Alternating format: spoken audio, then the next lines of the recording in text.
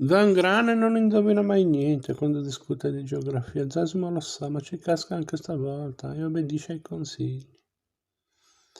Esce allo scoperto, li raggiunge, cerca di unirsi agli ultimi. Se avesse denaro si procurerebbe un mantello come quello che indossano alcuni di loro, lungo fino ai piedi e con un cappuccio che scende sulla fronte. Ossibù a Mont Saint-Michel? Gli chiede una donna quando fanno sosta alla fontana. Zosimo si finge muto. Si tocca le labbra e le orecchie, e gli altri paiono gioire che si sia unito un disgraziato arso dal desiderio di chiedere all'arcangelo Michele la grazia della voce. La processione avanza lentamente e nel giro di un'ora si fa raggiungere da un'altra comitiva che cammina dietro un flauto suonato da un ragazzo. Quando si ricongiungono, un frate ricomincia con le litanie, speculum latitiae, turis e burne. E il coro risponde, ora pro nobis. Ogni tanto si fermano, alzano le braccia al cielo, improvvisano una danza, gridano invocazioni.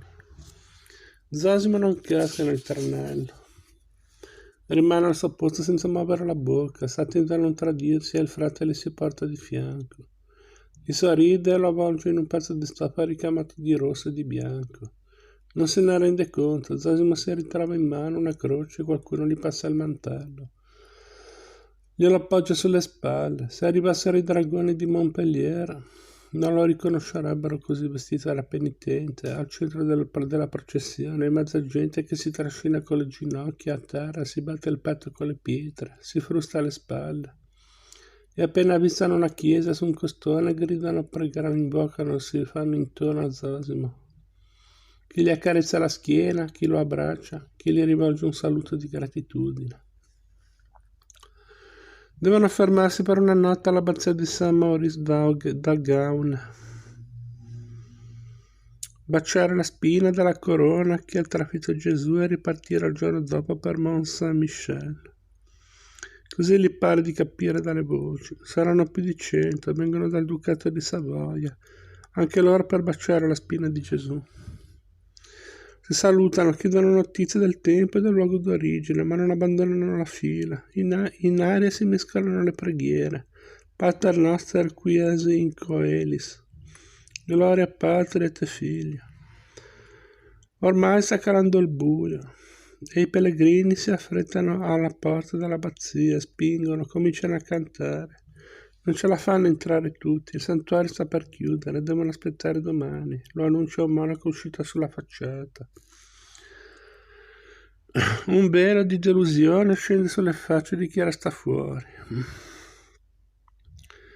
Nel villaggio ci sono poche locande e bisogna passare la notte all'aperto.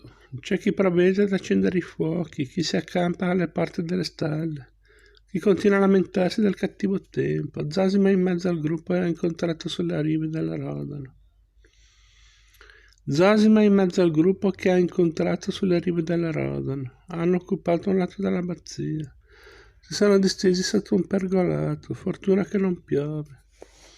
Si copre con il mantello e si rannicchia di fianco a un covone di erba tagliata. Cerca di addormentarsi, ma ha freddo e non trova pace. Da quando è stato ferito è come se si fosse aperto un buco sulla fronte e da questo buco fossero usciti tutti i ricordi, uno in fila all'altro, alla maniera di un otre che perde vino. Zosimo si tocca la cicatrice, controlla se è chiusa. Nuovo mondo, Simplicio, Rebecca, niente. La testa è vuota, persino gli uccelli hanno dimenticato la strada per venire in visita nel sonno.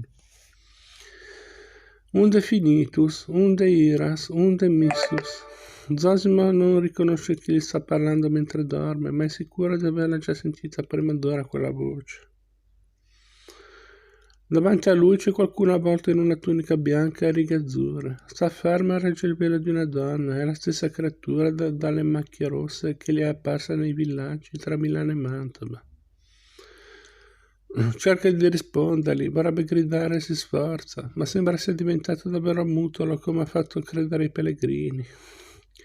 Prende fiato, muove la lingua e non esce nulla, niente più parole, niente più Van Grana, niente più Nuovo Mondo, è semplice Rebecca, la bella e Vitalba, chissà se sarà vera la profezia di questa bimba.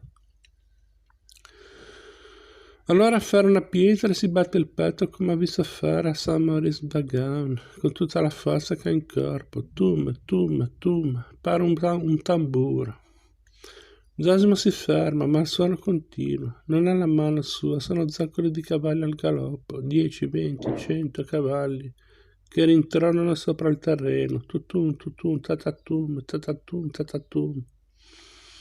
Sta sognando, si sveglia, spalanca gli occhi, vede i fuochi spenti e chi è intorno a lui salta in piedi spaventato. La notte si riempie di voci castigliane. Sono i dragoni di Montpellier, mettono a soqquadro taverne e case, scavalcano i corpi di chi dorme a terra, svegliano tutti. Scoprono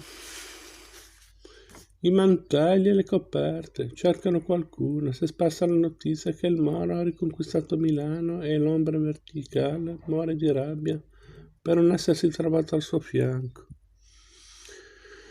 Zosimo sa bene che è lui la preda e la paura le impedisce di pensare se sia meglio fuggire o nascondersi dentro un covone di fieno. Ce n'è uno a pochi passi, sperando che i cani non se ne accorgano. Proprio in quel momento sente una mano toccargli le spalle. Venite con me, sussurra una voce. Forza, di corsa, se non volete finire sotto il ferro dei dragoni. Alzarsi significherebbe ammettere di non essere sordo, ma non ha scelta. Di qua presto ripete la voce, e Zosimo si avvia nel sentiero che costeggia una vigna. Non si può misurare quanto dura un sogno, però non è stato breve il corteo nuziale che gli è apparso all'abbazia. Di sicuro apparteneva al Nuovo Mondo, il velo che reggeva la creatura dalle macchie rosse in faccia, nemmeno quando l'ha incontrata nell'osteria del Brenta a Padova. Nemmeno allora il Nuovo Mondo gli è sembrata così bella. Non aveva l'aspetto di una bagassa, ma di una sposa. Era piccola, sorridente, stringeva in mano un fiore che cresce solo in Oriente. Una specie di rosa che Mosè Aleppo aveva conservato dentro una scatola ricevuta da nonna Ronna.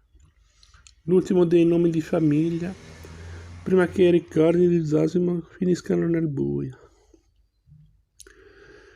Intorno ai cappelli di Nuovo Mondo volavano 1000 passeri.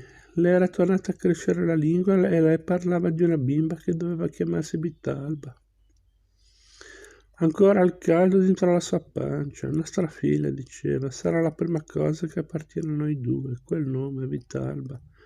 Entrambe usciva dalle orecchie di Zosimo. Che miracolo sarà mai? Zosimo ha paura dei sogni brevi.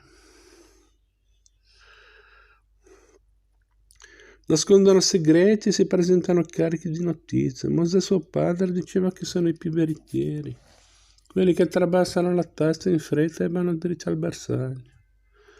Gli altri, i lunghi, si perdono nei sentieri del vento, diventano fiabe, ma non si avverano. Il sogno di Nuovo Mondo sposa deve essere stato lungo.